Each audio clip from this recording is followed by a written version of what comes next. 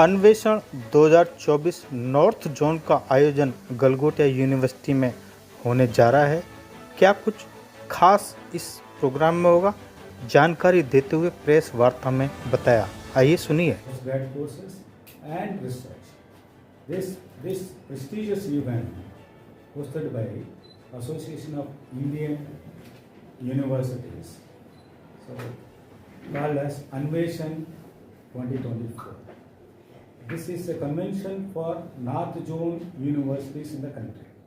We have about 240 North Zone universities exist in the North Zone area in the country, and we have been given the topic of research in this particular convention. So having said that, a culture among research, so promoting research in the university is our forte, and Galgotia University strongly nurtures the ecosystem of research.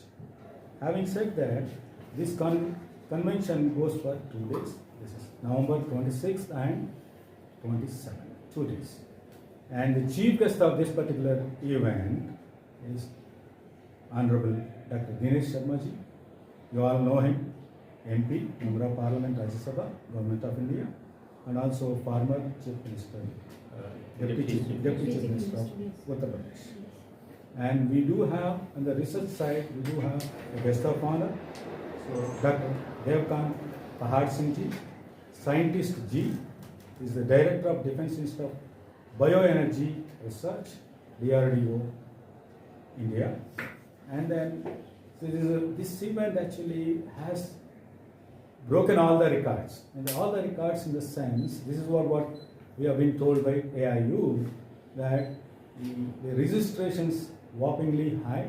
We have got 750 researchers from all the different levels, undergrad, postgrad, and research. And one condition there, all of them are aged below 30 years. That condition is there. So all of them are, anybody, even researcher, 30 years. So 750 registrations which have come in, which is the highest so far events conducted by AIU in any zone. So now, and we also have these 750 participants are teamed up into 150 teams. These 50 teams will be talking about presenting their research acumen in 6 different domains. 6 different domains where unka research they will be dealing with in the next 2 days, on 26th and 27th. So, and the research areas are, I'll give you in the order of priority, so which is the major research area which we are receiving the participants into this. Engineering and technology, 248 projects, and followed by health sciences, we have 125 projects. This is plus or more thoda aage bhi bata hai. And then third place, interdisciplinary. This is very, very important, which we are cutting edge, which we talk about interdisciplinary research. We have 99 projects. Then we have sciences, the basic sciences. We have about 80 plus projects, and we have social sciences, about 78 projects so far registered, and agricultural, so 70 plus projects. So this Anveshan 2024 promoting research will do happen in these so many areas. So we are very enthralled to welcome all of them, and these presentations are going to into 2 formats. One is the poster way, the other one is podium way. So the poster way is nothing but the poster presentation will happen, and this will be the teams will be presenting, and the podium way the topic will be presented to the set audience in various halls at the university. And top research here, all these research projects are judged by a designated, qualified researchers, top-notch researchers in the country. 20 of them will be visiting our university next 2 days. Some of them are nominated by AIU, some of them we have paid, and they are externals, not from Galgotia University. All of them are external evaluators. So, and that is one thing. And then the top projects in this particular North Zone convention, which is going to happen, will be qualifying to the International Research Convention, which is hosted by AI. So this is what ultimately all that.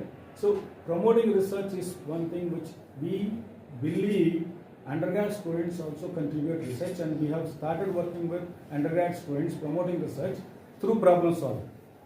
All these students, unless until they have a era mindset of higher order thinking skills such as creative, wherein they go and apply their knowledge to solve the human problems, right? Humanity problems. So create and provide solutions. The problem solving creates some solutions. All these solutions will go into the service of the nation. And predominantly, I am pretty pleased to see the cutting edge areas, two areas which are very prominent: engineering, design, problem solvers, and then health sciences. So this is also taking very good strides. So this is what we are going to go. Once again, I'm very pleased. Record-breaking registrations of this prestigious conference, which is being hosted at Galgodias University. I need not mention the Galgodias University much more. You are aware of it. It is 13 years old university, inching ahead, forwarding much rapid pace, and it is one of the prominent, fastest growing Indian university. Sir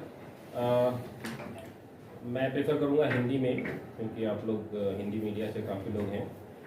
तो university, हमारी university Galgotia university बहुत सारी ऐसी events कराती है और बहुत सारे इनिशिएटिव ले रही है, जिसकी वजह से हमारी यूनिवर्सिटी में रिसर्च जो है ना बहुत आगे जा रही है, और हमारे फैकल्टी, स्टूडेंट और जितने भी स्टाफ हैं सभी लोग कंट्रीब्यूट कर रहे हैं। अभी तक हमारी यूनिवर्सिटी की जो प्रेजेंस थी वो नेशनल लेवल पे थी, अब हम लोग इंटरनेशनल रैंकिंग्स में भी आ गए हैं, और ये इंटरनेशनलाइजेशन हमने पिछले 1.5-2 साल से ही स्टार्ट किया है। और मैं आपको बताते हुए बड़ी खुशी की बात है कि हमारी यूनिवर्सिटी 2 जो major ranking acceptable worldwide होती हैं, एक QS है और एक टाइम्स हायर एजुकेशन है। तो QS रैंकिंग में एशिया में, साउथ एशिया में इनफैक्ट हमारी जो रैंक है वो 186 है, और जो एशिया में है वो 621 से लेके 640 बैंड में है। और प्राइवेट यूनिवर्सिटी कैटेगरी में अगर आप यूपी की बात करेंगे इसी में, तो सिर्फ 4 यूनिवर्सिटी हैं, और बाकी जो IIT कानपुर, IIT वाराणसी और BHU ऐसी यूनिवर्सिटी है। अभी रिसेंटली जो गवर्नर मैडम जो है, honourable governor of Uttar Pradesh, उन्होंने हमको राजभवन में बुलाकर सम्मानित किया है, और हमारे जो CEO हैं ध्रुव गलगोटिया जी, उनको उन्होंने वो सम्मान रिसीव किया यूनिवर्सिटी की तरफ से। हमारी यूनिवर्सिटी टाइम्स हायर एजुकेशन में वर्ल्ड रैंकिंग में टॉप 1200 में आ गई है, और उस टाइम्स की ही रैंकिंग में देखेंगे तो इंडिया लेवल पे 45th रैंक है उसकी इंडिया में। जो आई एम टॉकिंग अबाउट जो टाइम्स हायर एजुकेशन की में सिर्फ इंडिया में अगर देखेंगे तो 45th है, इंक्लूडिंग ऑल IITs और जितने भी सेंट्रल यूनिवर्सिटीज है सबको मिलाकर। तो एक रिलेटिवली यंग यूनिवर्सिटी होने के बाद भी हम लोग बहुत अच्छा इंटरनेशनल लेवल पे भी परफॉर्म कर रहे हैं। और अभी रिसेंटली एक टाइम्स हायर एजुकेशन की एक रैंक पब्लिश हुई है इंटरडिसिप्लिनरी साइंस, उसमें हम लोग 401 से लेके 500 के बैंड में हैं। तो ये अभी स्टार्टिंग है, और हमारा जो टारगेट है कि हमारी यूनिवर्सिटी ग्लोबल प्लेटफॉर्म पे अच्छे उससे जानी जाए। तो जिस तरीके से हम लोग आगे बढ़ रहे हैं, तो मुझे लगता है कि बहुत जल्द हम लोग हमारी यूनिवर्सिटी जो है वर्ल्ड यूनिवर्सिटी रैंकिंग्स में बहुत अच्छी पोजीशंस पर आएगी।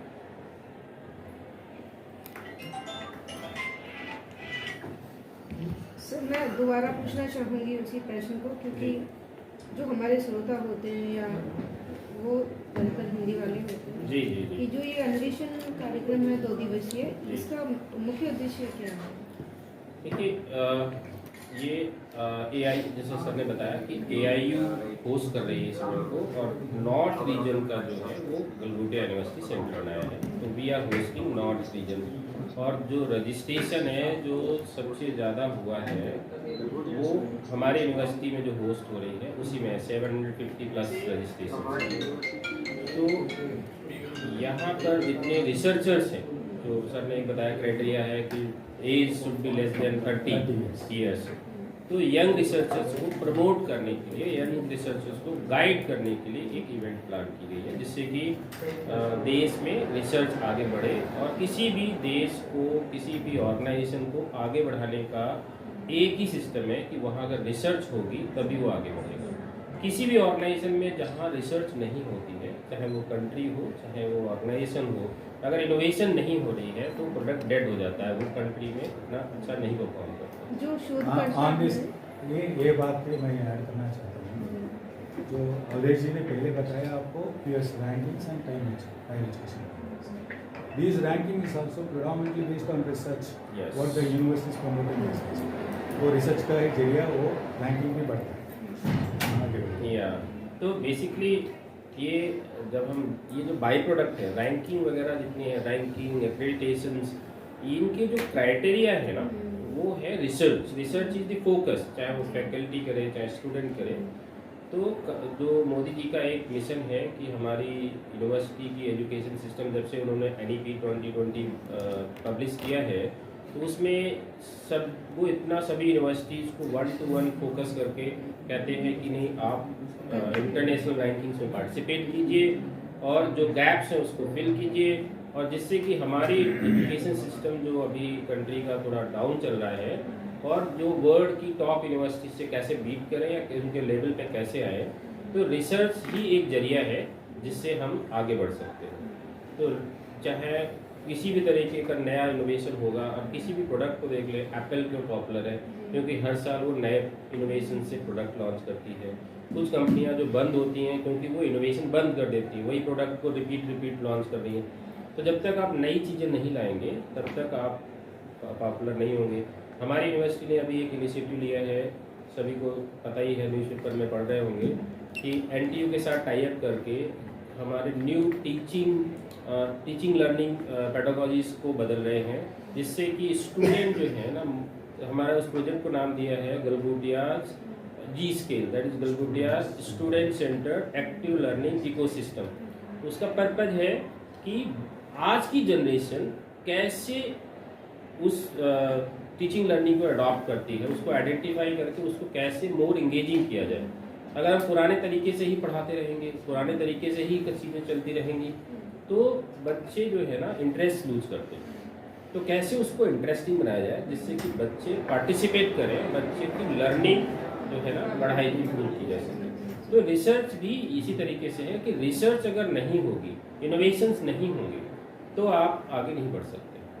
तो कोई भी ऑर्गेनाइजेशन तभी ग्रो करती है जब उसका इनोवेशन बहुत अच्छा हो। पुरातन काल में तो शिक्षा पद्धति हमारी सर यही रही है जी।